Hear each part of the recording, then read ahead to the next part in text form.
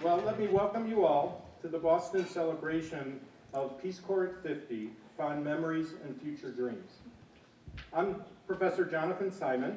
I'm the director of the university-wide Center for Global Health and Development, and I also serve the university as the chair of the Department of International Health at the Boston University School of Public Health. The Boston area Return Peace Corps volunteers, the regional office of the Peace Corps, the School of Public Health, and the Center have joined together to host this event acknowledging the 50 years of the existence of the Peace Corps. The organizing committee, reflected across all those organizations, is obviously multi-talented. Witness, you got a sunny spring day out of this committee, and you also get this event. I want to thank the organizing committee for all that they've done to put this event together, and the musicians haven't fully, oh, no, they are gone. I wanted to actually make a special thanks to the College of Fine Arts, which their contribution to this event was the fabulous artwork that you saw in the foyer and in the hallway as you were coming in, and also the wonderful music that welcomed us as we got settled. Look around the room. About a third of you report that you are returned Peace Corps volunteers. About a sixth of you stated that you're considering joining the Peace Corps, and I hope that you are sitting next to each other. And if you're not sitting next to each other, I hope that you'll find each other at the reception. Because one of the things that we're trying to do as we look back on a rich 50 years is also to look forward and continue the tradition of Boston University, both in its undergraduate programs and in its graduate programs, being a major contributor to the Peace Corps. About a third of you are students, and about 20% of you are alum and community members.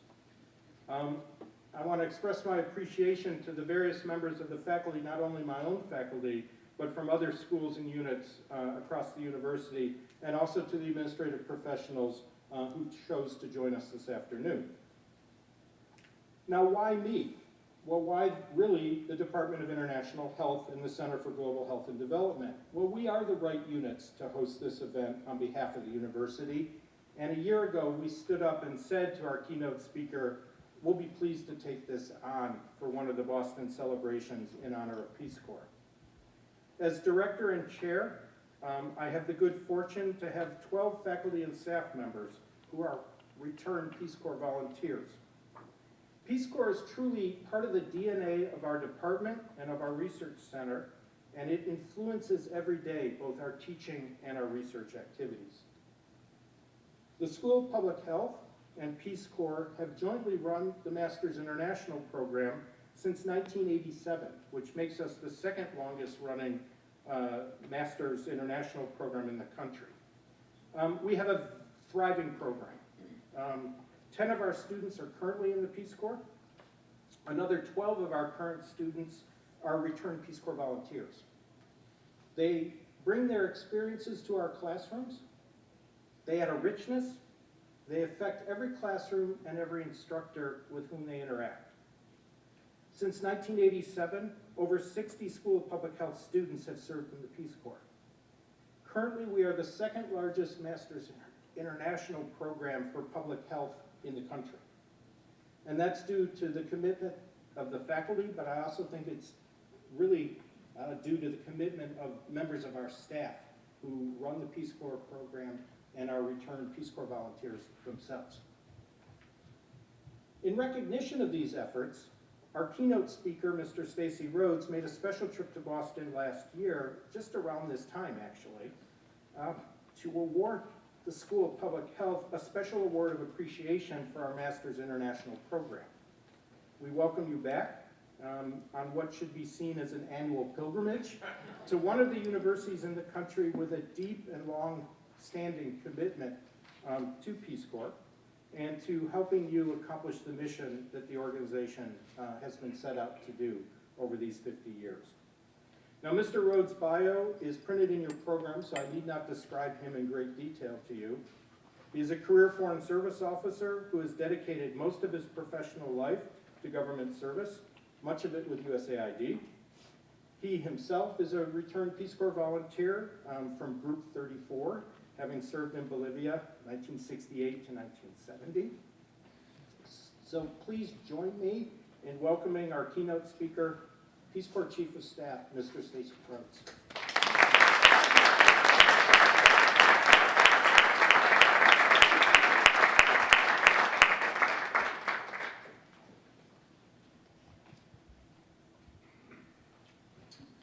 Thank you very much, John. I really greatly appreciate that. And I wanted to say I've been speaking to my colleague Aaron Moen today about coming back here sooner than this time next year because we're going to have Peace Corps night at the ballpark at Fenway. I hope I can announce it now. And being a baseball fan, but never having been to Fenway Park, don't worry, I hate the Yankees just as much as you do. I greatly look forward to coming here sooner than next March, and then perhaps again then. But thank you very much, John. It's thanks both to you and of course to Boston University President Robert Brown. We give thanks for hosting this event today. It's great to be back in Boston and to be in a group of either past or future Peace Corps volunteers. I'd like to thank a couple of other people for bringing this program to life, and especially I'd like to thank Beverly Brown, Director of Development at the Center for Global Health, who has been absolutely instrumental throughout the process of preparing for this, and has been on the phone with me a number of times, including a week ago when we both thought the government might shut down and I might not be able to leave home or be at home permanently. But fortunately that didn't come about. And if I could just take a minute, Beverly, to present to you, on behalf of Director Aaron Williams and the Peace Corps, a certificate of appreciation for all that Boston University has brought in its support and strengthening of the Peace Corps, including almost 1,300 alumni of Boston University having served.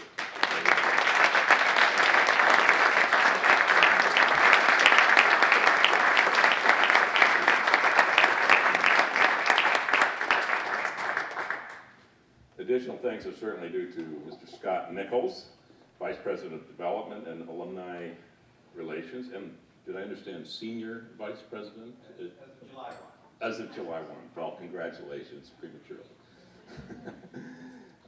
And to Caitlin Nee. Is Caitlin here? There she is. Who has also, I believe you're an Assistant Director in Alumni Relations, right? Well, thank you for all your support to this. And also to Jacqueline Paglia. I know she's here. Where is she? Oh, there she is. The Vice President of the Boston Area Return Peace Corps Volunteers, who has supported the program.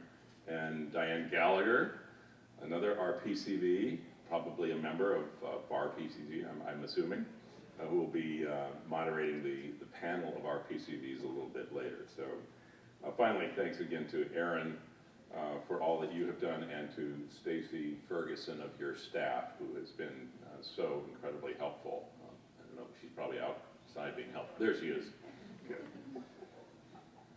The program today, of course, will provide a reflection on what makes the Peace Corps and the larger Peace Corps community so special, what it is that creates and sustains these bonds across the boundaries of geography and time that just seem to last forever.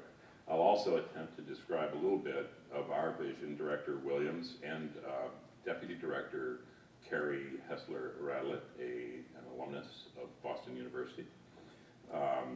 Our vision for the coming years and perhaps even decades.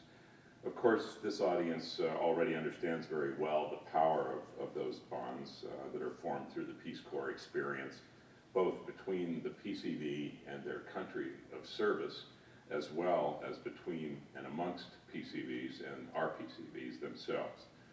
But before going further on this, let me just first express the Peace Corps' institutional gratitude and appreciation for the work of Boston University in its many contributions, and it was for that I wanted to especially recognize Bev on behalf of the university. Since 1961, nearly 1,300 Boston University alumni have served as Peace Corps volunteers, putting BU into the top 20 all-time producers of Peace Corps volunteers. And with 63 volunteers currently serving in the field, BU now ranks 17th on Peace Corps' 2011 rankings of colleges and universities. The Boston area more broadly is one of the most prolific producers of quality Peace Corps volunteers. Thank you, Aaron. And I believe now is the overall 5th largest amongst major metropolitan areas of the United States. And beyond generating good volunteers from this region and this university, as John noted, in 1987, the BU School of Public Health became one of the very first, I guess it was the second, I didn't realize exactly which one, graduate schools in the country to develop and carry out a Master's International program. And since the inception of that program, we've had 40, that's my statistic, MPH students from BU serving in the Peace Corps, and 10 serving today. So I'd like to particularly highlight the key role as well of Mr. Joe Anzalone. Where is Joe? There he is.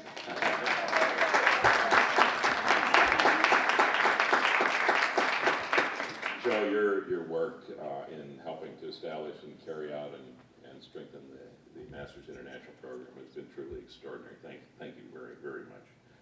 So it's a wonderful track record, and everyone in this room should certainly be proud of the remarkable tradition here in Boston and the special role of this university in particular in supporting and strengthening the Peace Corps around the world. And it's a special honor for me to be here today to share with you this 50th anniversary celebration of the founding of the Peace Corps.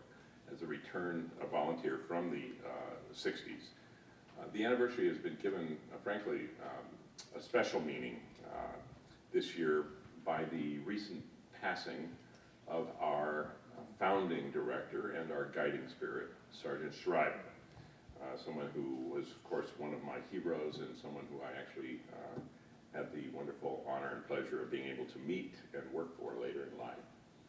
Sarge held on through a very long illness until his most remarkable achievement of many, the Peace Corps, reached its 50th anniversary, and we all owe Sarge and his vision an enormous debt of gratitude and appreciation.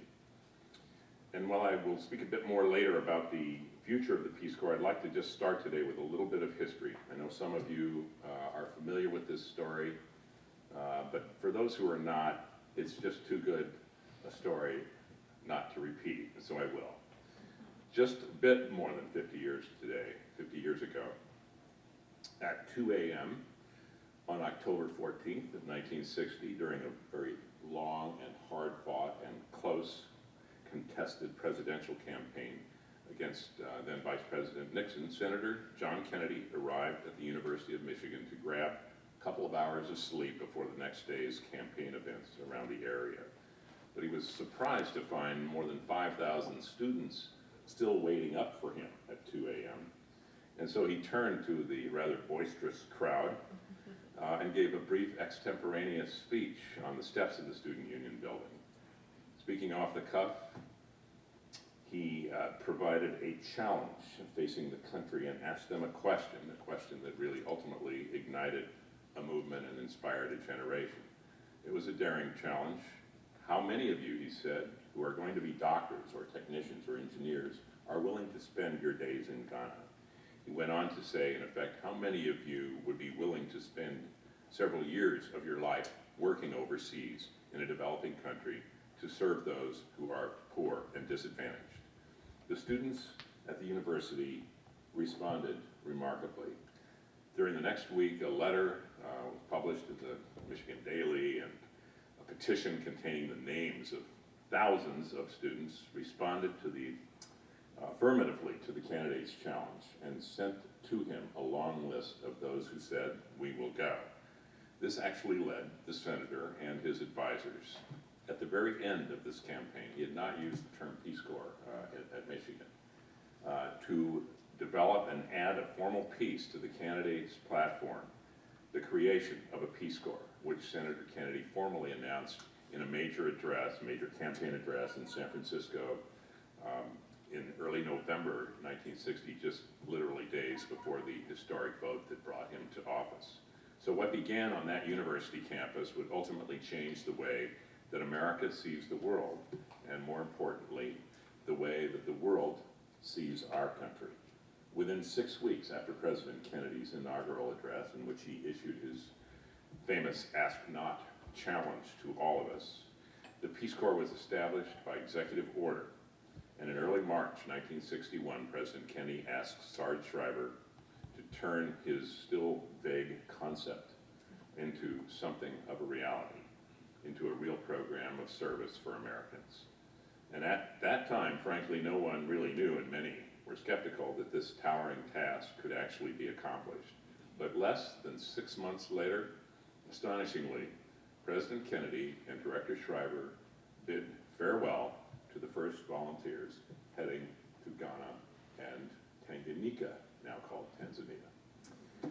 Sarge Schreiber attacked the challenge of creating the Peace Corps as he attacked everything else, with boundless optimism, with relentless energy, and with irresistible persuasion, recruiting some of the most talented people in the country to join him in the enterprise. Bill Moyers, his first deputy, Harris Wofford, who later became senator, Bill Josephson, the original general counsel who wrote the towering task memo, Jack Wood Vaughn, first Latin American director and later the second director of the Peace Corps, C. Payne Lucas, Frank Mankiewicz, and many, many more. These men all came to Peace Corps headquarters at Sarge's request, and they also came to Peace Corps headquarters last month to pay him tribute.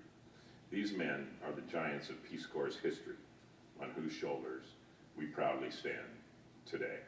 Sarge and this team achieved what many thought was impractical or even impossible at the time. You need to try to pull up the historical context of 1961, remembering that one of the basic tenets of Peace Corps is that the agency sends volunteers only where and when they're invited to a host country. And in 1961, this was new.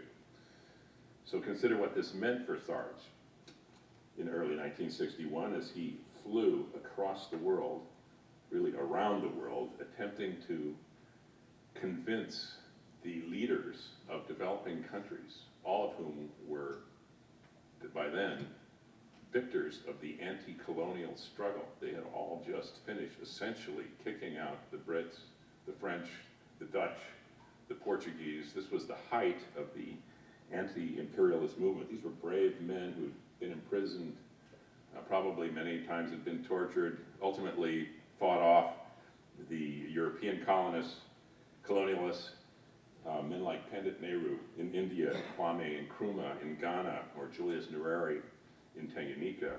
Sarge actually had to convince these guys that this was a good idea to send 20-something young Americans to their countries at the height of the anti-imperialist effort. He did it. It was amazing, frankly, and they invited young Americans into their country and allowed them to work and live with their people. Sarge has always attacked this effort with the same untiring American idealism and commitment and passion that he tackled everything. And thanks to his successful efforts in promoting the Peace Corps in Africa and Asia and Latin America at that time, and then later on Capitol Hill, where the job may have been even more difficult, tens of thousands of Americans were able to serve in that first decade, and today more than 200,000 Americans have served as volunteers. And as one of those earlier volunteers, I'm forever indebted to Sarge and to these founders for their determination and their success in meeting this challenge. President Kennedy's call to service and Sarge Schreiber's dynamic idealism inspired me as an undergraduate at Occidental College in the early 1960s. And after completing my master's degree, I joined the Peace Corps in 1968 and was sent off to the Bolivian Altiplano. So at 13,000 feet in the Andes, I sheared sheep, planted potatoes, and raised many chickens with Aymara campesinos. I also came to understand the real meaning of the words severe poverty and became familiar with how most of the people in the world actually live. The culture of those who must struggle every single day for their entire lives to get enough to eat to get their kids in good enough shape to go to school, if there is one, to get access to a doctor or a nurse when their kids fall ill. I came to understand that most of the people in the world live this way, 24/7, and that our ability as Americans to get a university education and then to serve is indeed a rare privilege, something that is beyond the reach of the vast majority of people in this world. We are lucky to be able to do it, and we need to treasure that privilege and take advantage of the opportunity to be of service.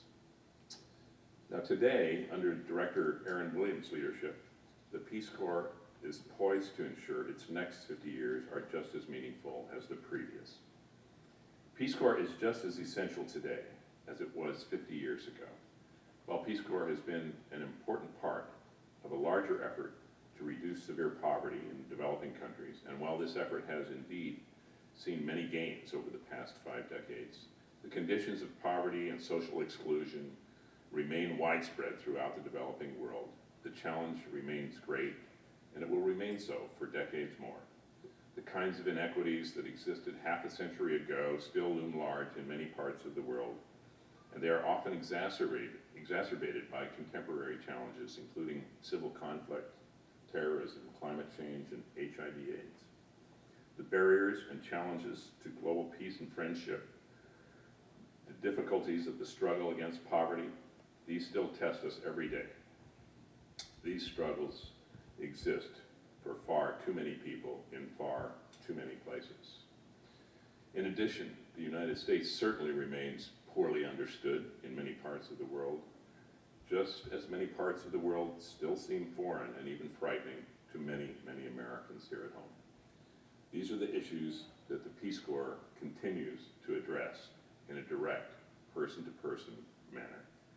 As President Obama has said, we're privileged to live in an age when, more than ever, the interests of nations and peoples are shared, and we have tremendous new tools to use and opportunities to seize as we pursue what the President called a new era of engagement based on mutual interest and mutual respect.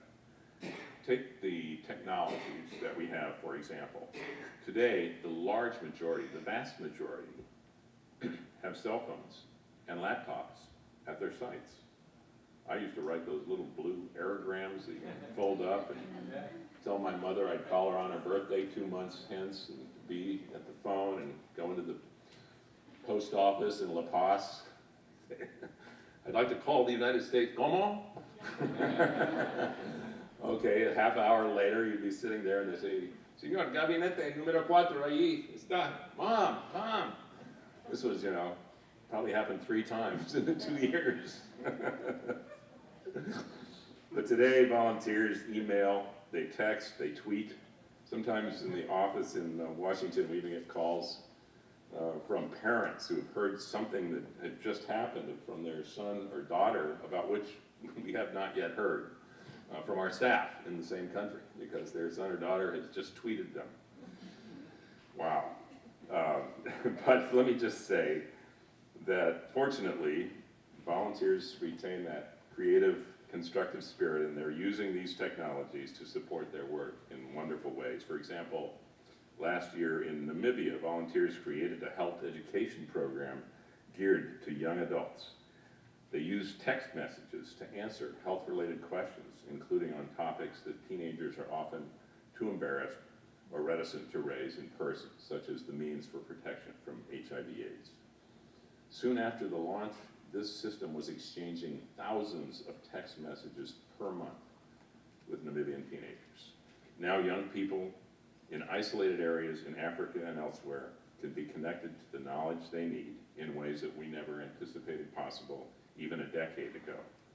Innovations like these can help Peace Corps go in exciting new directions, even as we reinforce the very pillars that have always made us a strong organization. And that begins with investing in our volunteers themselves. It's the volunteers who bring the Peace Corps to life, and the success of our programs as an agency depend entirely on the individual success of each Peace Corps volunteer. And so we're working very hard to assure that they have meaningful work and that they are well trained. and that we minimize the risks and we assure their health and their safety and their security while they're serving overseas, usually in very difficult living conditions and often in remote and isolated areas. I'm proud to say that more Americans are serving with the Peace Corps today than at any time in the last 40 years. We now have 8,650 volunteers in the field. I recently met with volunteers in Peru, in Guatemala, and in El Salvador, and I can tell you personally from meeting them that their commitment, their optimism, their energy, their passion are as strong and powerful as ever. These are great people with great futures, and their experiences in the Peace Corps will not only make a difference to their communities, but will also determine much about their own futures. Right now, there are dedicated volunteers improving the health of young children in the villages on the edge of the Sahara Desert in Morocco. There are volunteers planting trees to reduce environmental degradation in the agricultural valleys of Ghana. There are volunteers empowering women through micro-enterprise development in Thailand. And there are volunteers assisting in the fight to eradicate malaria in Senegal. Volunteers are providing young people in the Philippines with life-saving skills and job skills. And there are Peace Corps volunteers teaching English in China. So as we look ahead, we are boosting our recruitment efforts across all demographic groups, working very hard to create a Peace Corps as diverse as America itself. We want to maintain the Peace Corps at its current high level of presence and productivity, and we want to continue to enter new countries and re-enter some where Peace Corps has been before. This ambition, of course, will be greatly affected by the outcome of the current debate on the federal budget. In order to stretch our scarce budget resources and to strengthen the impacts of our programs, we will be focusing on a more limited number of highly effective and sustainable interventions, so volunteers' efforts will make a greater difference and endure over time. To do this, we're making more strategic investments to improve our training, to ensure that volunteers are soundly prepared to excel in meaningful jobs. As many of you know as well, the Peace Corps' greatest contribution, perhaps, has been its impact on the volunteers themselves. And that's why we don't call ourselves former volunteers when we come home, but return volunteers instead. We remain volunteers now and in the future in a new phase of a life of service. Peace Corps is working to help mobilize returning volunteers' commitment to bring the world back home, to achieve the Peace Corps' third goal, and to encourage a continuation of service wherever they are. And Peace Corps volunteers have come back to serve in many, many respects, as is evidenced by all of you. Stanley Meisler wrote a very nice book about the Peace Corps, very, very balanced assessment of it. It's just come out, and I urge you to have a look. And he notes in the prologue, there have been 2 senators, 9 members of the House of Representatives, 2 governors, at least 3 mayors, and 20-some ambassadors, not to mention the number of university faculty, and even the board chairs of Levi Strauss, the Chicago Bears, as well as the founders of the Nature Company and Netflix, all returned Peace Corps volunteers. So, we're staying up there. The insights that Peace Corps volunteers learn overseas and their experience can certainly help keep America strong in these new times of new challenges. And for example, I think the realization that we all gain out there, that when we give, we are in opening our hearts and minds to others, we actually gain more than we give. We also come to better understand ourselves, and sometimes the greatest demonstration of strength, in fact, is a gesture of humility and compassion. As Sarge Schreiber said in addressing his alma mater in 1994 when he was in his 70s, he said, "I have one small word of advice for you, and it's going to be tough. Break your mirrors," he said. "Yes, indeed, shatter the glass. In our society that is so self-absorbed, begin to look less at yourself and more at each other. Learn more about the face of your neighbor and less about your own. You have such a chance here. How I wish I were you. I suggest this: when you get to be 30, 40, 50, or even 70 years old, you'll get more happiness and contentment out of counting your friends than counting your dollars. You'll get more satisfaction from having improved your neighborhood, your town, your state, your country, and your fellow human beings than you'll ever get from your muscles, your figure, your automobile, your house, or your credit rating.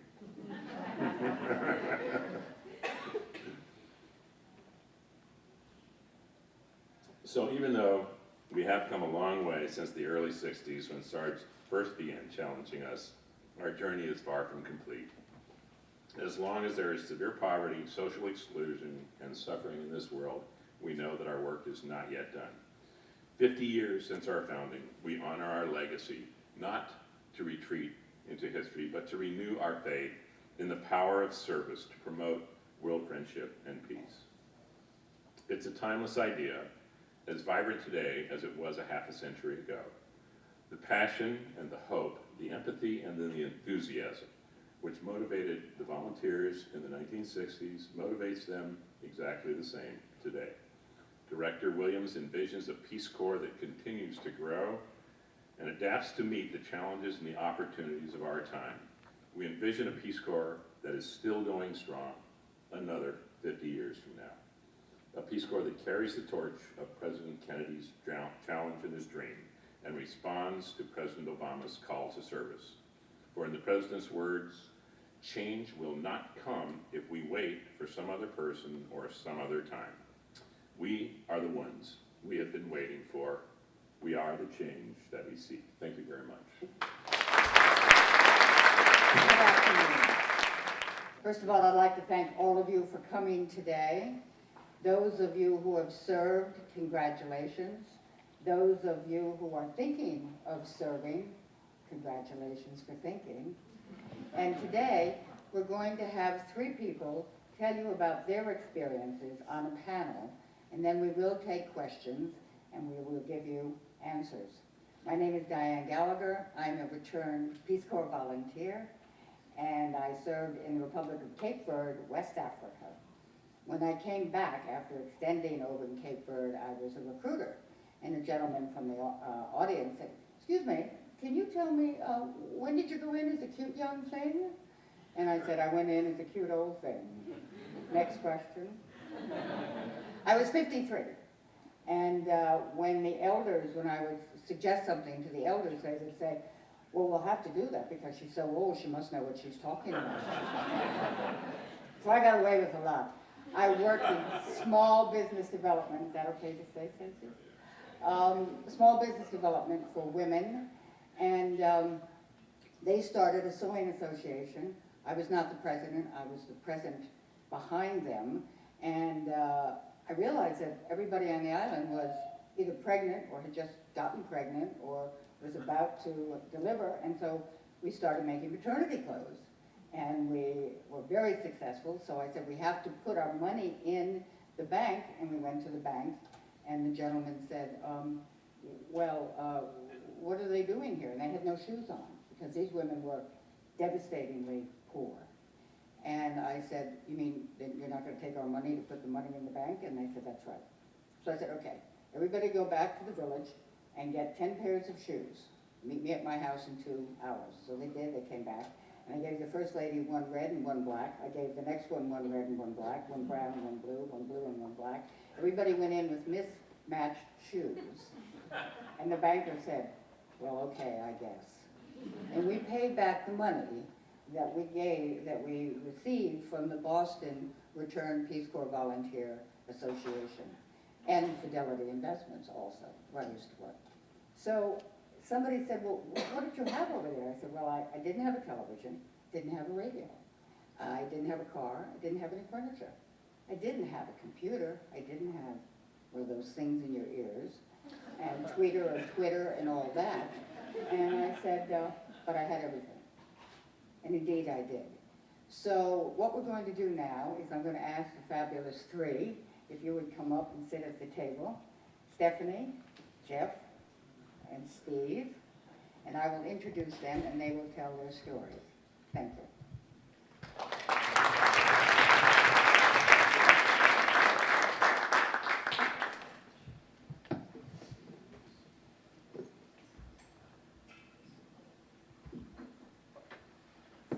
You all can relax.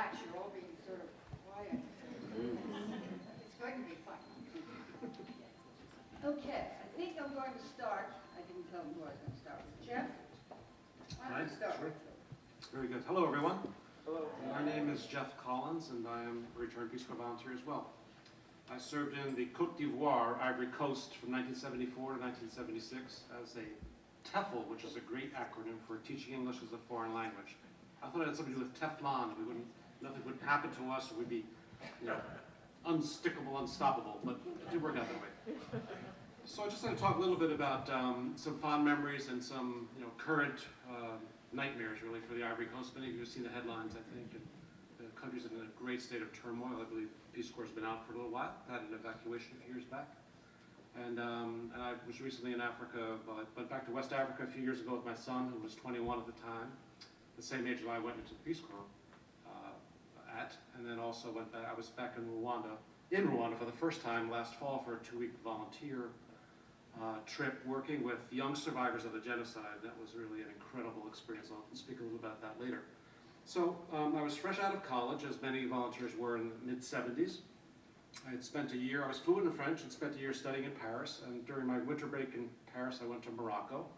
I was really fascinated with Africa, and in the very southeastern part of Morocco I remember looking across the Sahara Desert. We just heard that mentioned by Stacy, I think, and thinking, what the heck is on the other side of this big sandbox? And I said, someday I'm going to find out. So I requested an assignment in a French-speaking sub-Saharan African country, and I did get my assignment. I don't think I'd ever heard of the country before, Ivory Coast, Côte d'Ivoire. So I ran to a map, and sure enough, I found it. It was sandwiched between 2 English-speaking countries. I thought, this is great.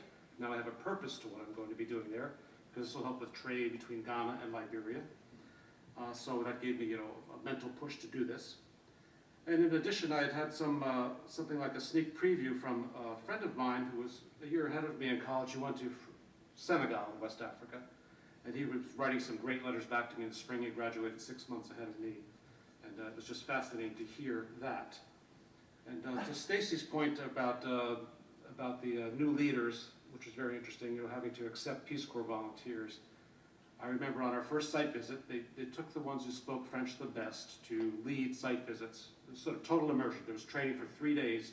Training. It was really getting inoculations, I think, at the Benjamin Franklin Hotel in Philadelphia. And then we flew directly to Ivory Coast. And the Pan Am plane stopped in Dakar, in Monrovia, Liberia, and then in Abidjan. We got off at the airport there. And within another 3 days, we were given some money and told, go visit the volunteers in these towns. And I led a group of 7 people. We had the money. We had to go to the bus station, figure it all out, get there, and then come back. That was part of the deal. Come back and report back. So I remember being on a bus where we were showing identity papers, and of course, since I was the leader, the Ivorian policeman or security person said, in French, first the French came to colonize us, and now here come the Americans. There's 3 days, this is what I hear. I had a little second thoughts here. So, well, maybe this is not going to work. And then further along, I'll come back to that another point on those lines. But my posting was certainly more comfortable than my friends in Senegal. Between the school years, there was a big gap, and I went to visit him in Senegal, overland from the Ivory Coast, and I saw, I thought he was eating millet, but it looked like he was eating sand. He was digging wells in the very northern part of Podor, just south of the river that separates Senegal from Mauritania. And that was a long few weeks that I spent with him. I missed the great creature comforts of my posting in the Ivory Coast. But that said, when our teaching assignments came during the summer of the first year we were there, we were able to learn, some who didn't know French learned French better, some who knew French pretty well learned the local market language, Jula, which is pretty much, or Bambara, which is pretty much all over West Africa. And we had some great Bambara teachers. I can only remember one phrase. Mbeta logafe la kabaranda kankalan. Anyone here speaking? Good, because I have no idea what it means. No. It actually means I'm going to the market to buy bananas. That's about all I know. Every once in a while it works. But they made teachers out of the most unlikely suspects. I think great teachers. We were a group of about 60 people, and we were really sharp and ready to go. We had a summer school for free for English in the second largest city of Bouaké, where we could really practice our skills. We were critiqued by current volunteers, and then we were assigned to different places.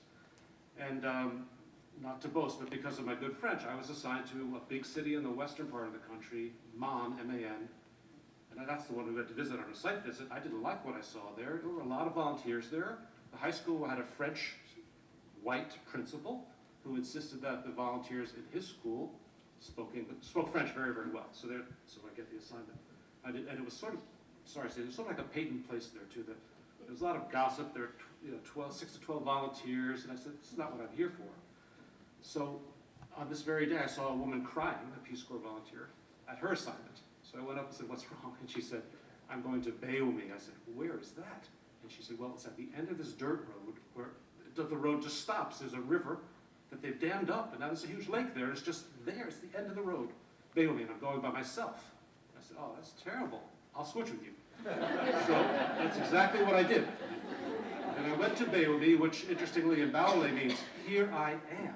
And that was where I was. So I was the only American there. I was the only volunteer there. And that was a really fascinating place to be. And that and several other factors I think made for a wonderful experience. I taught 5 middle school classes of about 50 students each. It was very easy to take attendance because the kids are named by the day of the week. So you just have to say 7 names and you take care of all 50 boys, at least, which is really great. But by the time they got to me, they were very, very good at languages. They already spoke French, their market tongue, Jula, that I mentioned that some of us were able to learn, and their own ethnic group's language, generally Baoulé, in the middle of the country. So English was going to be a snap for them, and it really was. In my second year there, I had a student live with me. His name is Leon. He was about 15 or 16 at the time, and he helped me understand the dynamics of the place. Took me to his village for an extended stay over Easter break. And, but still, there were many traditions and customs that, even as an adult male, I was not allowed to know. On my first night au village with him, the men danced a funeral mask, and I had to stay locked in a hut. The next day happened to be Sunday, Palm Sunday. And there was a little church in the town, so he said, come on, we're going to church now. And the night before, there were things screaming outside my window, whistles going, and animals making funny noises. And then within 4 hours, we're sitting in a little church, and the same drummers were there drumming, little Christian hymns. It was incredible. And yawning, of course. It was a long day, long night. So I do remember that well. And I remain in touch with Leon today, but not recently, and I'm very concerned about him. The last I heard from him was February 15th, where he texted me and said he was fine, but he's an internally displaced person in the Ivory Coast, has been for 10 years, and is kind of floating around on assistance from NGOs, and has 3 children who are, high school age, and I don't know where he is now. I don't get any text responses. I'm not sure what's happened there, so that's, of course, a personal concern. But as I said, the Peace Corps had done a good job making us into teachers, and during that summer, I took Leon, my student, on a big trip outside of the country. This is, the Ivory Coast has 60 different ethnic groups. They all speak different languages. They're very focused on their own groups. And even to go to a town in a different ethnic area, it's a big deal. So we went up to Upper Volta, which is now Burkina Faso, and all the way to Niger. And in fact, we went up to Upper Volta to visit the village of a housekeeper helper that I had, which in those days was called a boy, who would wash my floors, wash my clothes by hand, shop in the market for me, because I was a big shot teacher in town, had a moped and all this kind of thing. So you have to have a housekeeper. So we went to visit our housekeeper in his village when he was on vacation, and my student was so out of it, this is just crazy. I have to get home.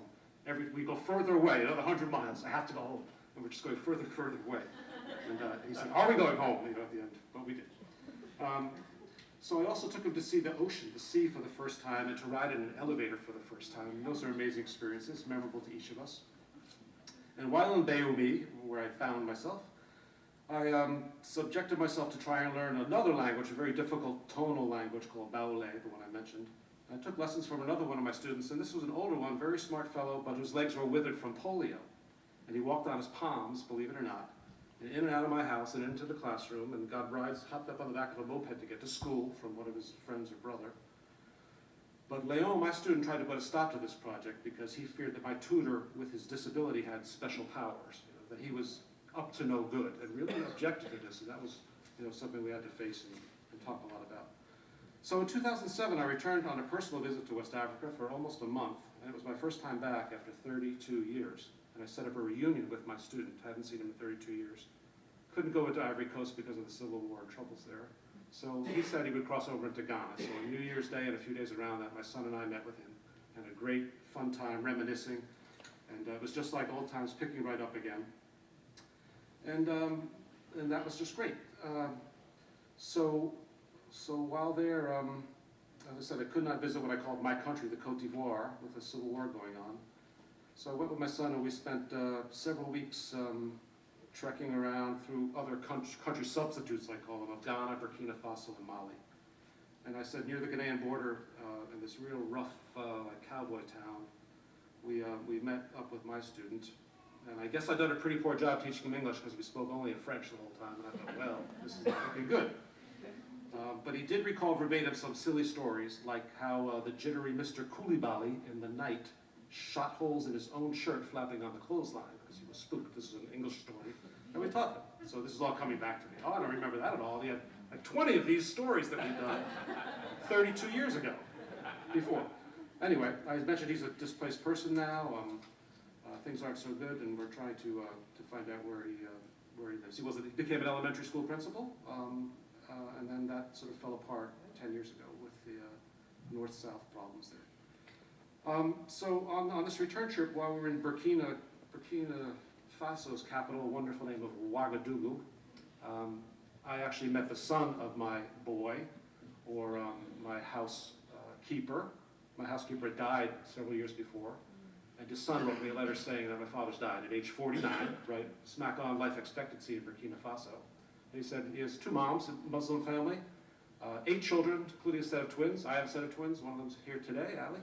And I said, wow, this is terrible. He said, what should I do, mister? I don't even know you. Should I stay at home in the village and be a subsistence farmer, drop out of school? Or should I stay in school? If I stay in school, I'm going to need some help with the baby like that. So I said, if you stay in school, I will pay for your school. So I put him through high school. And today, got to meet him, well, in 2007, my son got to meet him, same age. He was selected to be in a government training program to be a social worker, and now he is a social worker, running around on his own moped to different villages all around. He's a wonderful fellow named Somalia, so we got to meet him for the first time. They actually gave me a fantastic boo-boo outfit that I didn't dare wear today because my wife has hidden it on me. So, I've got to find it, Allie. We're going to work on this. So that was really, really fantastic, and you know, we stayed. We got to see him there. He met us in Ouagadougou. And we've been assisting both this family and Leon's family for a long time, and it's interesting. I hadn't been in touch with my African connections for quite a while. I'd say only for the last quarter of the 35 years that I've been back here. I reestablished contact by sending a pair of blind letters, you know, to Leon, former student at such and such a school, now in the village of blah, blah, blah, south of Boaké. And a year later, I got an answer. He wrote, my uncle had this under his bed for a year, and I just gave it to him. Same thing, a year later, I get a letter from Ajima, who was illiterate and had someone, you know, paid someone to write the letter, say, oh, Mr. Collins, I finally found someone who can write to you. But then we reconnected, so that was really quite exciting. So this trip back was very, very memorable, and Ali will tell you how important it was to me. It completed a circle for me, but again, the increased violence and trouble in the Ivory Coast gave me great pain. But things are looking a little bit better there now. So PRI, I don't know if you know PRI's The World show that they have on radio, public radio. PRI's The World had a 50th anniversary of the Peace Corps special, and you could write in, you know, your best and worst day of the Peace Corps. It's really fun to look at. It's still there. You can find the link. Just put Peace Corps when you go into PRI's The World. In fact, I have a posting in there. And so they asked for best and worst moment. And I think mine happened on the same day, which was my last day in my town. Because I went to my classroom, and one of the, you know, the most loquacious students, often not the brightest one, so this one who doesn't speak English very well says, I'm making a goodbye speech for Mr. Collins. I thought, this is going to be great. So he stands up and has all his papers in front of him. It's all handwritten out. I still have the handwritten copy that he gave me. He was one of my more animated students, and I really treasure this document. And he said, at the beginning, he said, you have known how to get talked about you.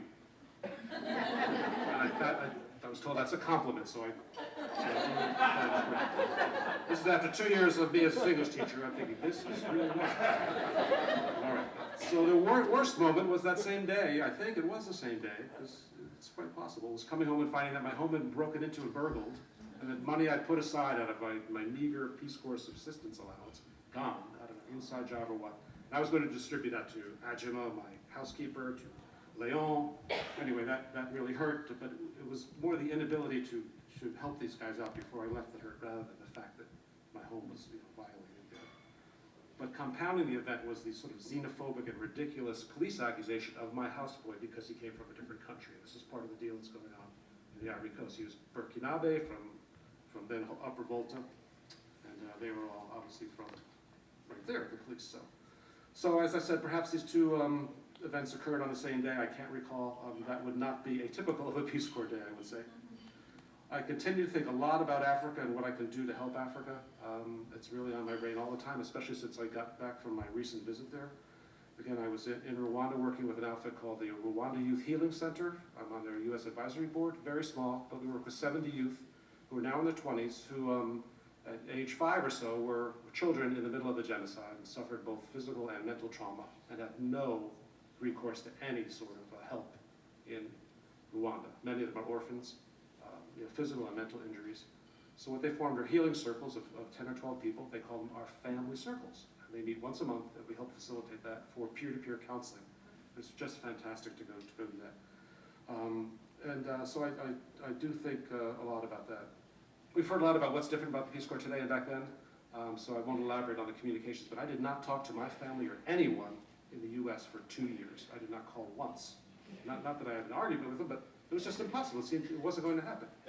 My first call back was, hey, I'm going to be landing at JFK on this flight, and I hope you could be there.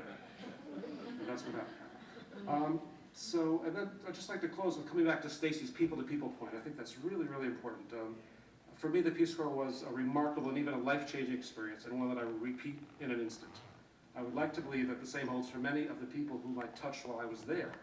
I think of them often and fondly and continue to hope that their trusted relationship with someone who, at first a total stranger from a very different world, had their interests at heart and makes a difference for them somewhere along the way. Thank you.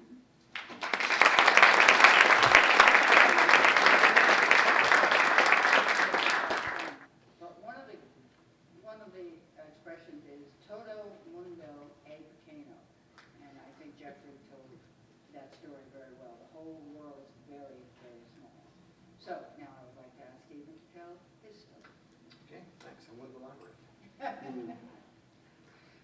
It's a great privilege to be here before you. Thank you, Bev, for being persistent and communicating so well with us in the preparatory weeks. I was a Peace Corps volunteer in Ecuador in South America from 1978 to 1980.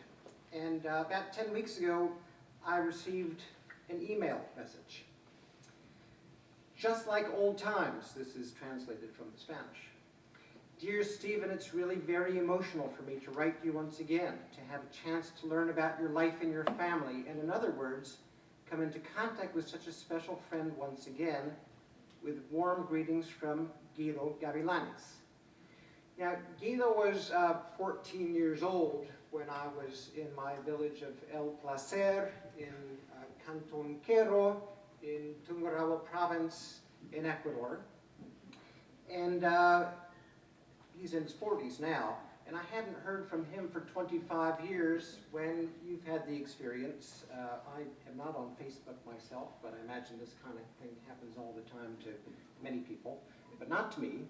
This email appeared on my screen, and there he was. I actually knew that this was going to happen at some point, but I didn't know when. But I think I've gotten ahead of my story, and I'll bring you back to Guido in a few minutes. I want to tell you about some significant dates in my life that bring up the experience that I had in Peace Corps and why I found myself here and why I found myself in Ecuador. The first one is an obvious one. It's November 22nd, 1963. It's the date of the assassination of President Kennedy. I was sitting in a classroom in Great Neck, New York. I was in the 3rd grade, and we in that classroom and we in that school, and of course we all over the country, were gripped by the great tragedy, that occurrence. And I have a very distinct memory of my 3rd grade teacher on that afternoon and how she was trying to come to grips with her own emotions in order to lead the class through our emotions. And later in that year, she decided to be a Peace Corps volunteer in Kenya. And because of that very experience of the president's death and my much beloved teacher's decision to go to Peace Corps, I had an outstanding promise to myself from the spring of 1964 to join the Peace Corps someday too. And I was young, 8, 9 years old. There were a cluster of other important dates, I think, in my early years. There was April 4th, 1968, the date Martin Luther King was killed. There was June 6th, of course, of the same tragic year when Bobby Kennedy was killed. And then another date that I will admit that I had to find myself, October 15th, 1969, it was the date of the national moratorium against the war in Vietnam. Now, I grew up in a suburb of New York that, where I think we came of age politically very quickly. And I remember very well participating in that moratorium as a junior high school student. And these dates and these tragedies just underlined the need to serve the world, serve the nation. And I never looked back once at the promise that I made to myself when I was quite a young boy. Another date that I'll give you is July 12th, 1978. That was the day that I found myself on a plane headed to Miami in a staging that was going to keep me there for about 3 or 4 days before going to Costa Rica for my training. July 12th is an important date to me because it's the birthday, probably most of you don't know, of Henry David Thoreau. I live in Concord, Massachusetts, and I live there for a good reason because of a sense of kinship with Thoreau. But I'll admit that I had call it a latent Thoreauvian ideal about my Peace Corps experience. Stacy talks about don't look in the mirror. Well, I think I was going to be looking in a kind of Thoreauvian ideal mirror myself. I thought, if only I can get to Ecuador, I can spend some time in solitude.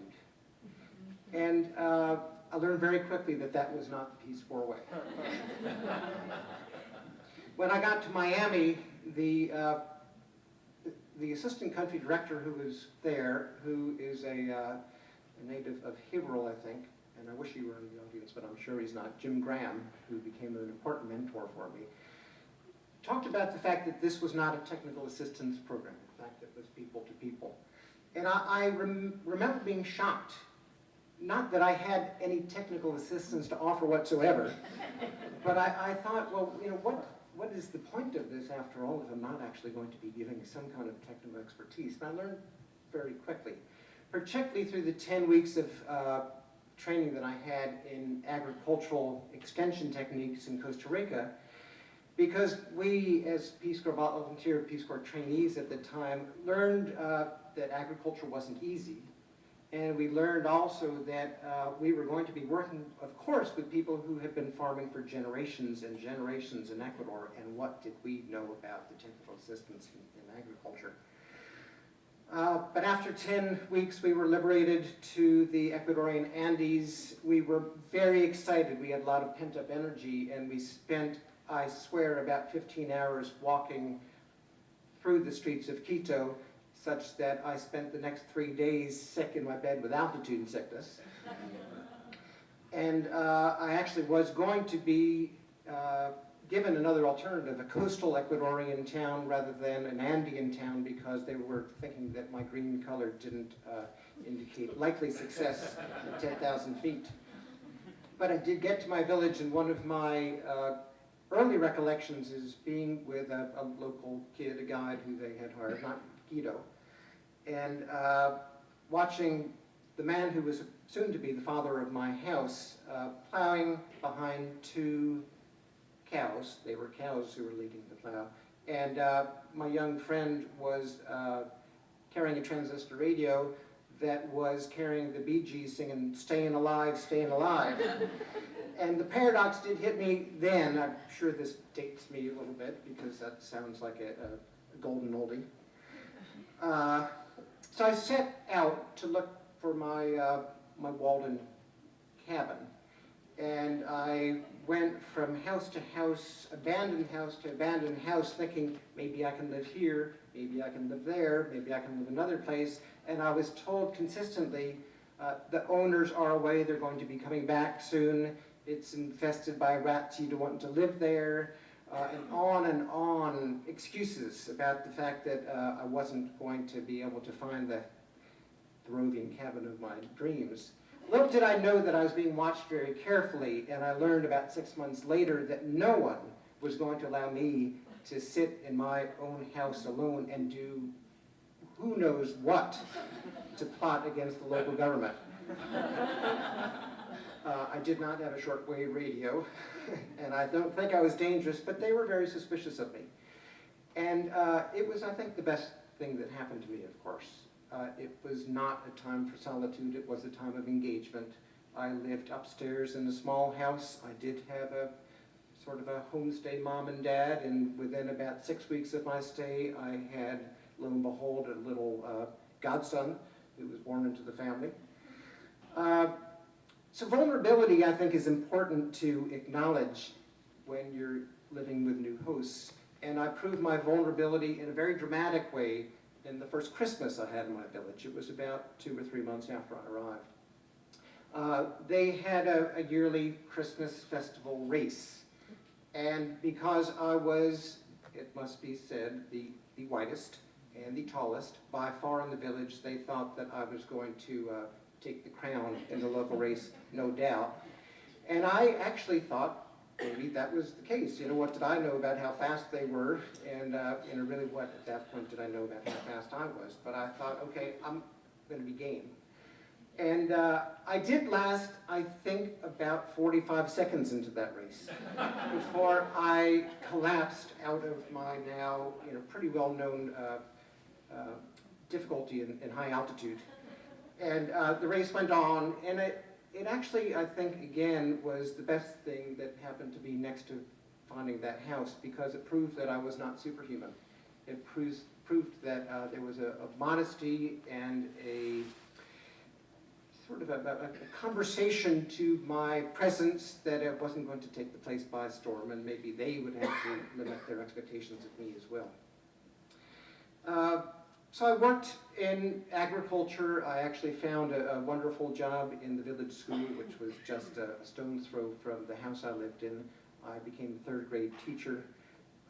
They were cherished moments with my students. I'll introduce you to one of my students figuratively in a few moments. One of my favorite pastimes was riding the rails of it was only really one rail that went from Quito through my provincial town of Ambato and down to the coastal city of Guayaquil. At that time, you could ride on top of the roofs of the trains, and as long as when you were going to be going through a tunnel, you ducked, you were going to be relatively safe. I did have a little brush with authority. In my agricultural extension work, I was in the midst of a project that was being sponsored by the World Bank, and none other than Robert McNamara, at the time the president of the World Bank, came to our area of the province. Of course, a little bit notorious to my mind because he was a former Secretary of Defense, a champion of the Vietnam War. And there was a lot of ceremony, as you might imagine, and a lot of testifying as to the wondrous works of the World Bank and how life was going to change in my corner of Tungurahua province. Of course, nothing changed at all, really, not in the subsequent year I was there. And there was a lot of resentment among the campesinos, and I was harboring a little bit of unhappiness too. So when I came back, I did that which no Peace Corps volunteer is supposed to do. I wrote a letter to the New York Times. Don't take note of this, Stacy.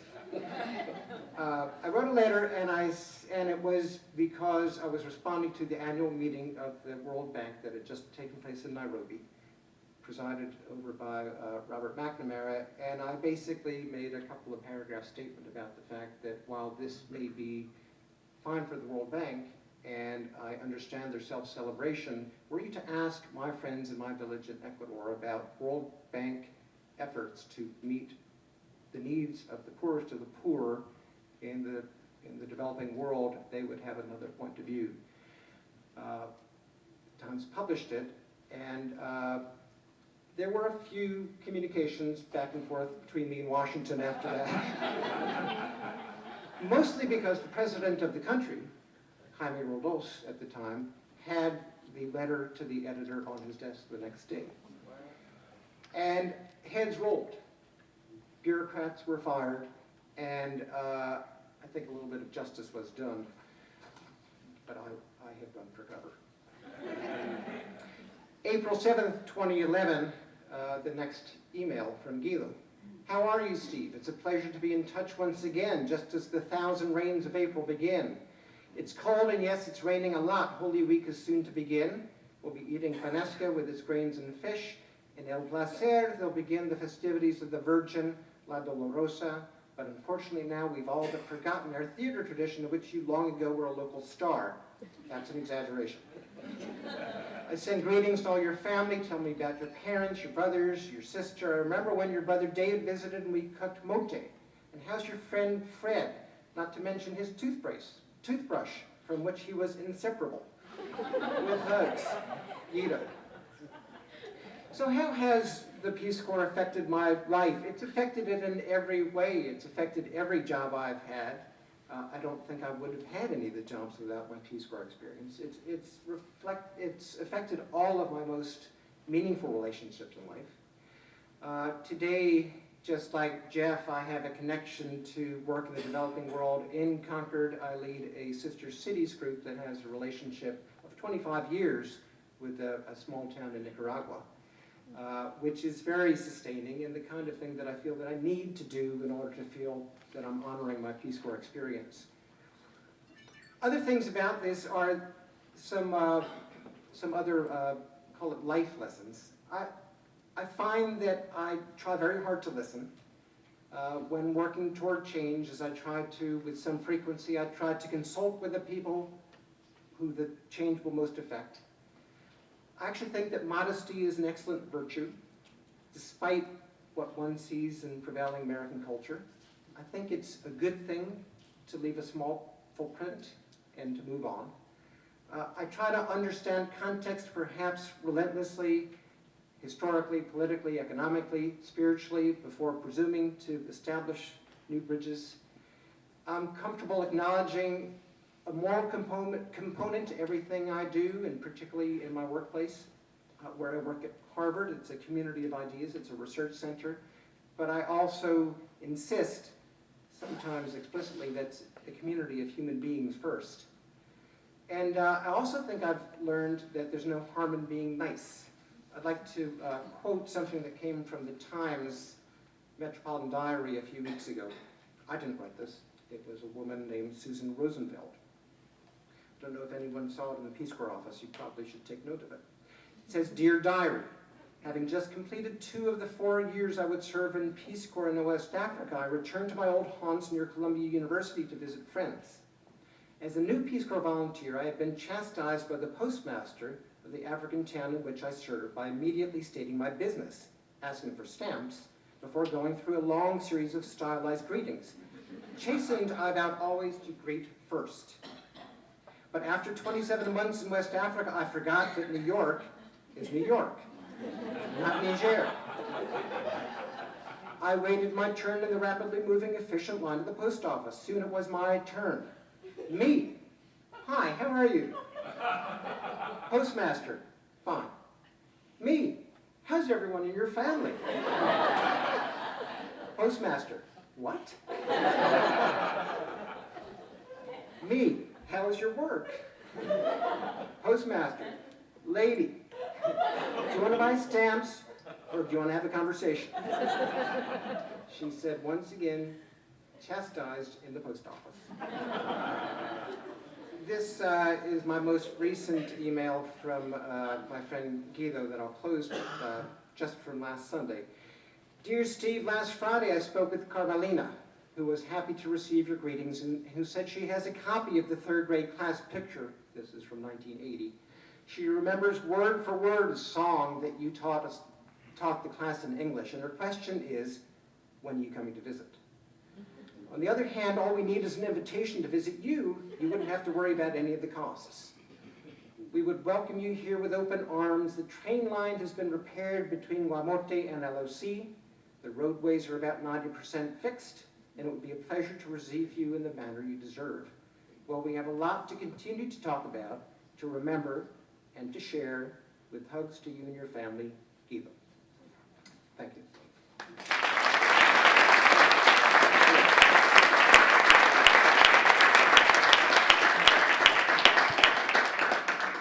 I think the message that we're getting is return Peace Corps volunteers never give up. I now have 2 grandchildren who live in the country somewhere, so I take them into the city on the trolley. And one gentleman gave me a seat because I look very old.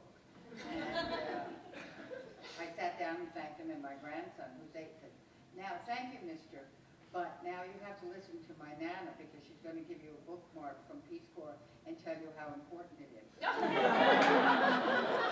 his sister, who was 6, said, "That's Peace Corps. It has a silent S. I just learned that."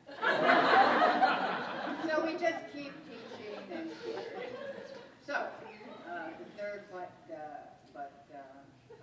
very interesting young lady, Stephanie, is also a BU alum, got her Master's of Public Health here at Boston University. Picture is worth 1,000 words. So, I'm going to have you do that now.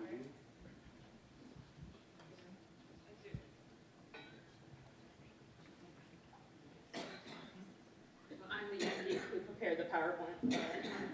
I just want to say before I start, though,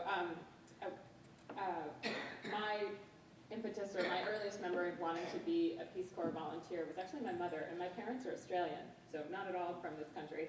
But my mother said frequently when I was young, "Gosh, if I were an American, I would be a Peace Corps volunteer." And from a very young age, so from probably 7 or 8, I was always had that in my head as something I wanted to do too. And my parents are now Americans, but I don't know if they'd be heading into Peace Corps. They're about to hit 70, so maybe not. Anyway, so this is also Bolivia, but some years later. Yeah, exactly. And the last thing before I start too is I want to give a little shout out to University of Michigan, Go Blue. It's my alma mater. Kennedy's announcement there. So I just want to tell you a little bit about Bolivia, a little bit about life as a volunteer. And since I'm the only woman who's, getting a chance to speak fully, which Diane, of course, is doing a great job moderating, I thought I'd just say a little bit about being a woman in the Peace Corps, and then just a little about the impact on my life now, and just some silly fun things. So this is Bolivia. It's smack in the middle of South America. It's the only landlocked country in South America, which Bolivians have a huge chip on their shoulder about. I remember, I'm way out in this village in, the mountains, and they're marching every morning before school this song about how they're going to get the access to the sea back. So, there's only 2 main highways that cross the country, and that's actually really important because when there's any kind of political unrest, they block the highways, and that just stops trade everywhere, makes getting food or anything really difficult. It's a huge country. It's the size of Texas and California combined, and huge variety of landscapes. And it's actually unique because it's only one of 3 countries in Latin America that is more than 80% indigenous, and Ecuador is one of them, Guatemala is the other. So a lot of interesting different cultures, and it's about 10 million people. I was in Cochabamba, which is a state and a city. It's really the breadbasket of Bolivia. It's semi-arid, and most of the people that you meet have agricultural roots either immediately past generation or a couple of generations ago. Huge migrations to the city, so these lot of semi-slum, peri-urban neighborhoods. It's high up in the Andes. It's about 8,000 feet above sea level, so definitely there's some altitude adjustment. It's called the City of Eternal Spring because it's this beautiful temperate climate. And it's funny, at my first year, this is great. It's always blue skies and sunshine. By the second year, I was praying for rain. I miss having a blanket and drinking hot chocolate. This is a picture I took. This is the Plaza Principal, and it's the sort of Spanish architecture you can see, but you can also see that it's surrounded by mountains. So anywhere you looked, you could look up and see the hills above the city. Of course, they call these hills. These are hills, not mountains for them. Again, the peri-urban neighborhoods, that became important later in my service, but it's actually tougher almost to be in those neighborhoods than it is to be in the rural areas because there's no water, electricity, sanitation, healthcare. It's really subsistence living and a very tough time for those families. Rural areas can be extremely isolated. The picture I took, those spots of color are quinoa fields. And quinoa is hugely important in Indian culture because it's the only, apart from being tasty, it's the only complete protein all by itself. It does, rice has to be combined with beans to be a complete protein, lentils with rice, but quinoa on its own is a complete protein. That's me. In the quinoa, it's just beautiful, beautiful. They come up in all different colors. So this is a sort of typical street scene. It's sort of interesting. I found this in Peru too. The center of the city is very modern. You hardly know the difference between the U.S. and the La Paz or anything. But as you move out of the city, this is a city that's just outside of Cochabamba, Quillacollo, and you start to see traditional dress. The woman, I guess it's on your right, there with the skirt, that's a traditional skirt called a pollera, and it's deliberately got loads and loads and loads of pleats, and almost always made of thick fabric to make you look round. And I was constantly being chastised for being too thin, and they were very pleased when I started to gain some weight, and somebody encouraged me to put on a pollera one day. Oh, you look so beautiful, you look pregnant. So I was horrified, but they thought that was wonderful.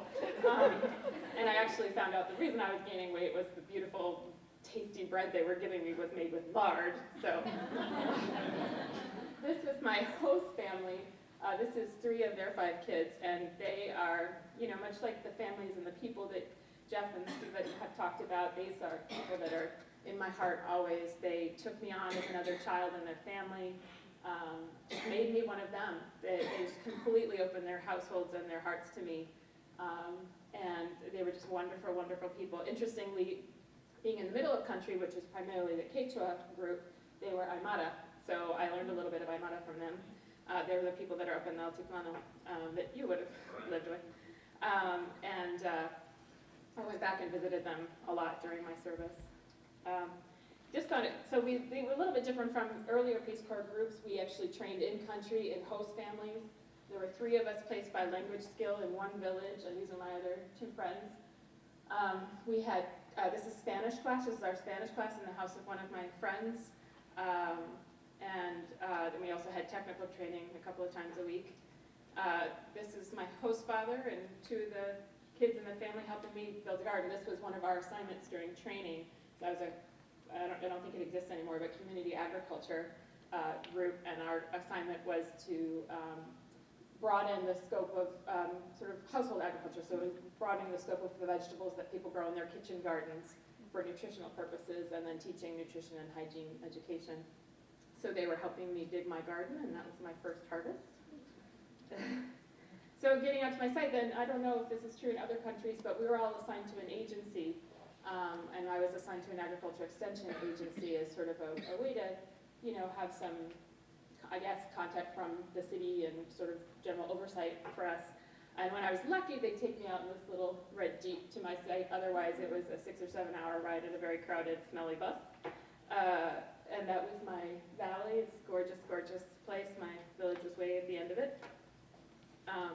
This was the village, just me on a hill looking down over the village. And I was lucky. I was in a village that was sort of the hub for all the surrounding villages. So there was a school, a health post, 2 tiny little stores, a church, and a Sunday market. That was the big deal. Sunday markets of fresh food being brought in on Sundays, and I was able to, get fresh things. So that was really nice. It's me cooking food in my little gas stove. And this is the view out my front door. It's just very rural. Now you can see the electricity post where I lived. It actually didn't have electricity. I first chose a room thinking electricity is important. A room that had electricity but not its own access to water or its own latrine. Mistake. I then learned that was way more important. So I switched and I went to a room that had no electricity but had its own latrine and a standpipe. So yeah, very important. Again, people that are really close to my heart. This woman on the left here, Doña Elena. I think it's something that we don't do enough in this country. I walked into that village. I didn't know where I was going to live. I didn't know anybody. She was the very first person I talked to, and she took me in. She made me part of her family. She was my friend. She took care of me. She made sure I knew who to talk to and what was going on. And, they drink this local alcohol, which is, whew, very strong, and, and there's a lot of pressure to drink it. And she'd say, she doesn't know chicha. She doesn't know chicha. And that would back everybody off and leave me alone so I didn't have to drink and get smashed like everyone else. So I was very grateful for that and just for everything. She was just a wonderful, wonderful person. She had a little store, so it was great too because I could go to her place and meet all kinds of people. But I think it gave me the confidence to work there because I think one thing I learned about myself is circulating in a group of people that are completely unknown to me is very, very hard. And I had to literally write on my calendar every day, talk to 3 people at the beginning and go out and talk to 3 people. Whew, okay, go back to my room. Because it's very easy to sit in your room and write letters and listen to music and not get out there. And she helped me break that ice and I had to find some real inner strength to get out there and really get my work started. And the reason I put this, apart from being a cute photo, the reason I put this photo in is because this little girl really made me think about myself as a woman and my role as a woman in Bolivia. Now, again, the city is completely different, so I'm talking about rural areas. But she has my teddy bear too in her little bio. But she asked me, "Are you a man or a woman?" And I first thought, what a crazy question. But for her, it was really real. I had short hair, I wore pants, and yet I sat with the women, and that was very confusing. She just could not figure out where I fit, and it just crystallized for me that I was walking this sort of weird limbo in between genders. The men, I could talk to the men and be part of things that the men did in a way that the local women absolutely could not. But I could also go be with the women. But it also made me realize, too, my role as a role model, and maybe what I could leave behind would be another view of what being a woman is. And so I guess the third thing, too, is made me realize how inept I seemed to the women there. I mean, they thought it was absolutely hysterical that, you mean you cannot walk down the street with a basket of potatoes on your arm and peel potatoes. They wouldn't even look at the potatoes. They had sharp knives in their hand, peeling potatoes and talking, walking, and they just thought I was completely inept. I couldn't do that. I couldn't shuck corn the way they could. You know, they were just incredibly multi-talented and multi-skilled, and that was a big eye-opener for me too. Is kind of like what you said, like, what do you mean? I'm going to come here and give you technical assistance? I don't know. So it kind of shifted my worldview of what it meant to be female and what my role could be. And part of what came out of that, in part, was a workshop that I put together with other volunteers where, kind of amazingly, if I think about it now, we got permission from these village girls' parents. Each of us brought 2 girls from our village. We brought them together for a 4-day workshop in a convent. That's I think part of what convinced the parents. But in a convent that was just outside of the city. And we spent time talking to them about goals, about not getting pregnant as a teenager. I think that's stepping back one step. I think that was another piece too, is that they were just shocked, all of them, especially the women. What do you mean, you're 23 and you're not married and you don't have kids and you're out here with us? What are you doing? And you know, even months after I'd been there and said over and over, no, I'm not married, no, I don't have kids. No, wait, now tell me again, you're not married, you don't have kids, what are you doing? What do your parents think? This is horrible. You know, they just thought it was horrendous that I was there. But I also felt like, well, you know, I'm showing another option to these girls, you know. In this country, 23 years old, don't get married, don't have kids. It's very different. But we talked a lot about goals with these girls, and we weren't trying to say, oh, you know, go off and get a master's degree or move into the city or anything, but just and interestingly, what came up most often among these girls of what they had for goals, although they never dared to give voice to them, was, I want to finish high school.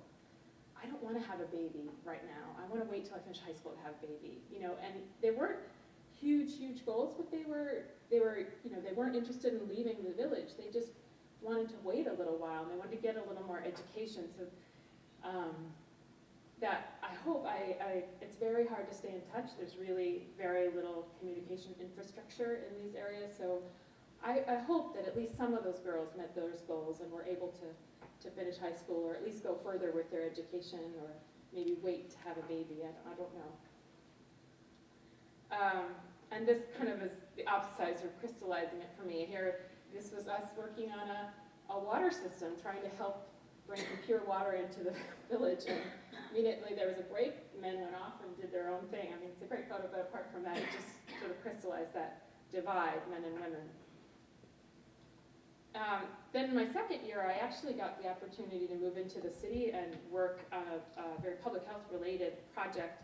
There was a great doctor at this maternal hospital who had this really cool malnutrition ward, just very multidisciplinary, and he had physical therapists and pediatricians and nutritionists and social workers working with these families. But he, kept seeing the same families come in, revolving door, and just the need was way greater than this one little ward could deal with. So he requested that the Peace Corps have somebody come in and help him design an education program for the parents and try to meet the parents where they were. And it became a really interesting role for me because there's this doctor with this, big heart, really great guy, never stepped foot in the Campo, had no idea about what rural life was about. And here I am coming in as an American woman from outside, and I've got way more experience than he does living in this rural area. And not only that, I could speak some Quechua, so I was able to communicate with these mothers in a way that he couldn't. It was sort of this bizarre, Twilight Zone moment, but it I think was very educational for me, and I hope that meant that the program that we ended up designing was a little better. There were sort of three parts to it, one more successful than the other two, and the main thing was we got some money here from the US to actually get a little soap opera written, acted, filmed, and recorded that had nutrition messages woven in, because most of these mothers weren't literate, or not literate enough to actually read and comprehend much. So when I left, I don't know if it's still there, I hope it is, when I left, they had this soap opera running on a loop in the waiting room. It was just like this little, it was supposed to be entertaining, but have some sort of subversive nutrition messages in it. So, and I think this crystallizes for me the challenges facing these women. Even if they did come into the city, they didn't have water access. I crossed over this bridge every day to go to work, and these women were there washing clothes in the river right in the middle of the city because they didn't have water in their own houses. Now, this is just to the silly fun memories. This photo I took, we went on a camping trip up in the mountains, and I heard a funny noise early in the morning when I was in my tent, and I opened my tent, and that was what I saw, and I just grabbed my camera from my sleeping bag and took that photo. It's just in such an incredibly beautiful country. It's just like everywhere, every new part of Bolivia I go to, oh my goodness, couldn't be more beautiful. It's amazing. This is La Paz, what you were talking about before. At night, it's amazing. It's in this basin, and it just looks like somebody took the stars and put them down in a bowl. It's an incredibly beautiful city. Very, very high, a lot of altitude sickness. And this is the Plaza San Francisco, so there's the cathedral and this beautiful Spanish architecture. And I just found the sort of meld between Catholicism and indigenous religion in Bolivia just totally fascinating. They're incredible artisans. They make gorgeous things out of leather and alpaca wool. And I don't know if you made it to Coroico while you were there, but this is a very famous road of death. It's barely wide enough for two cars to go by, and yet these huge trucks go by, and it's a huge tourist destination. It's a gorgeous place, but I've never been so frightened in my life. The carnival is also just totally fascinating. This sort of is a good example of the meld between Catholicism and indigenous religion that's happened in Bolivia. The Diablada on the left, so it's got Catholic overtones to it, but very much indigenous dress. And then on the right, there's actually a slave history in Bolivia, and in the tropical part of the Yungas, there's actually a group of indigenous black people, and the music's being very influenced by that. And then there's me. I danced in Carnival one year, which was an absolutely cool, amazing experience. It was really, really fun. Yeah. And this is, I don't know if it's actually technically one of the 7 wonders of the world, but it should be Lake Titicaca. Titicaca. It's the highest lake in the world, and it's just stunningly, stunningly beautiful. Very, very high up. And so it's the 17 of us that made it all the way through. We had to have our close of service there. So thank you very much.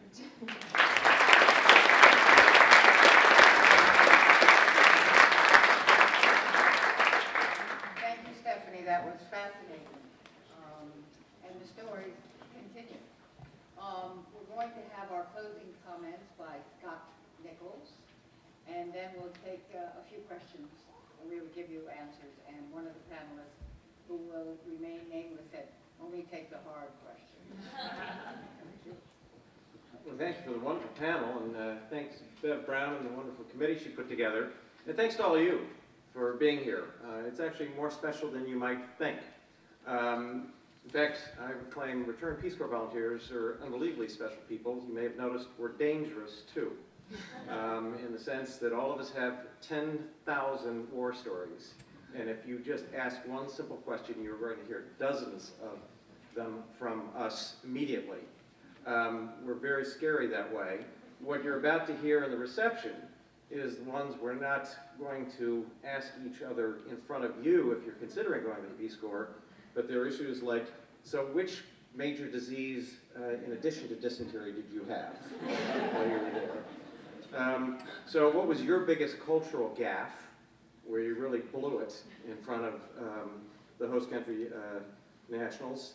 How close did you come to going native? Or tell us about the people who went a little bit crazy, thinking they became natives of the place. Did you know every single curse word in your local language? And interestingly enough, our group was trained to know every single insult that we might possibly face so that we could deal with it directly. You want to hear a lot of curse words in Arabic? I got it. And what did you eat in the last 10 days of the month?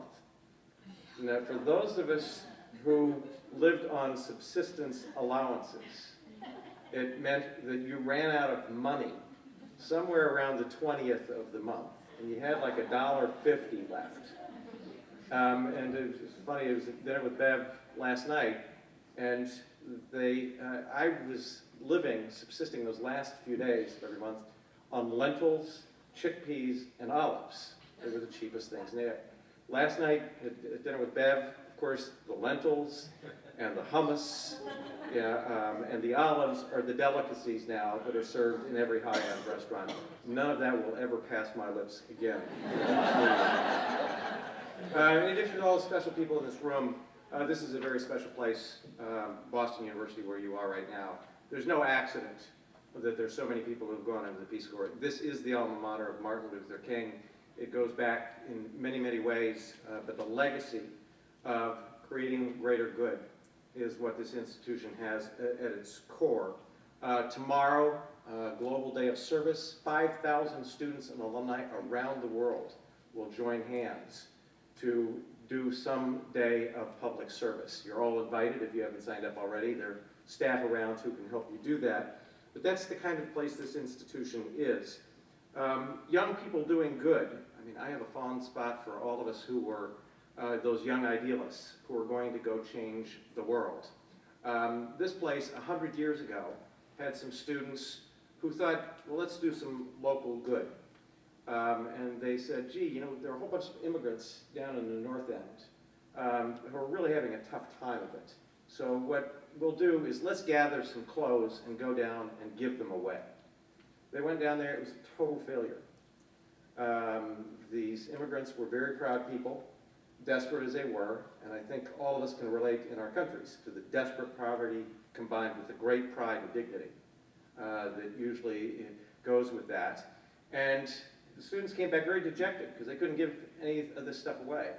And somebody said, well, I've got an idea. Why don't we charge some ridiculously small amount for those clothes? Use that money to hire local people to sell the clothes at these very low prices. And that was very successful. And today it's known as Goodwill Industries. Can young people make a big difference with ideals and energy and commitment? Extraordinarily so. I don't want to talk about any of my war stories, but what I do want to tell you is that in the kind of work I'm in, I put a reunion together of my Peace Corps group. 25 years later, 30 of us went back to Morocco, and it was stunning what happened to us. For starters, we actually trekked almost to every single person's place where they had worked. And we found, almost in every case, an individual or two whose life you really had changed. A lot of the folks were dead 25 years later, given the life expectancy. But there was always that corner grocer or that former student. And we actually broke the glass in the sense of a lot of us get very self-absorbed or were about, I'm going to change this place and really inject goodness into a bunch of lives. What we had to face on that trip was that it was really pretty small, very important for those few, where we made a very big difference. And world events and the countries swirl, things change dramatically. But what we came to understand as we bonded very carefully again after a quarter of a century is how much we had changed and how much we were alike because of the experience. Those of you who are considering doing this will know that your lives will be changed, to be sure. But you should be well aware that what you're facing for the rest of your life is this commitment to the greater good. The total commitment to nonprofit organizations, in particular in partnership with government, can be extremely powerful forces. And you will find that you think, you act, you talk, and you vote differently. And we were amazed what a powerful voice we are. My wife can attest that a number of dinner parties I have ruined by defending the beauty of Islam and the humanity of Muslims. I lived it. Today, I'm not sure that there's any more extreme example of why the Peace Corps and understanding each other, and the majority of it, not the headlines and the extremes, is really absolutely essential. So, to my fellow Peace Corps volunteers, I can't wait to gossip with you. To those of you who are thinking about it, bless you. It's absolutely a wonderful experience, and we're delighted to have all of you here at one of the great homes of the Peace Corps. Thanks very much.